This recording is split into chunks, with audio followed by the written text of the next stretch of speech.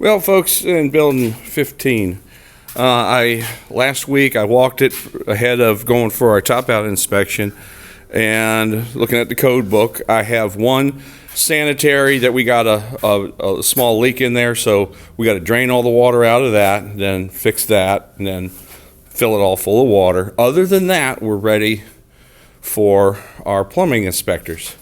But then I'm walking it again today.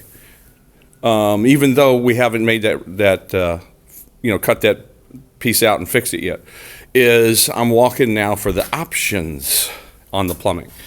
And everything looks normal right here to the eye. Shower valve, shower head. However, in the paperwork, customer paid for an optional handheld, which goes to the right. So we're just going to go in this location here. So what do we do? Is this a screw up? No, not a bad, because he still have to do this exact same thing. So we got hot on the left, cold on the right, and then the mixed temperature water goes up to the shower head. Had we had the paperwork when he was here doing it, he would have cut in a T right there, put it right through there, and then we would have stubbed out the same stub out we got up there. So boom, we caught it ahead of drywall, and that's why I spend so many hours by myself walking around checking the options, checking the code books, checking the blueprints, because it's all these little tiny details. You say, well, would it be a terrible thing, Jamie, if you missed it completely and we got tile up and everything? Well, terribly embarrassing, but to make it right is actually very simple.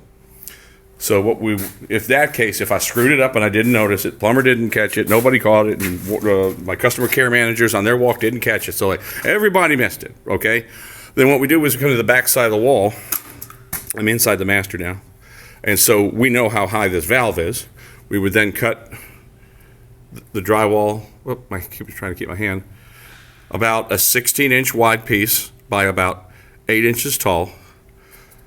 Insert the T, add the lumber to give support for the stub out, and drill it from this way out through the tile, and then we could trim it out. Now, that's not the way you want to do it for new construction, but it's a pretty standard way to do it every time, because even after the fact, if someone wants to add a handheld, well, this is how you do it.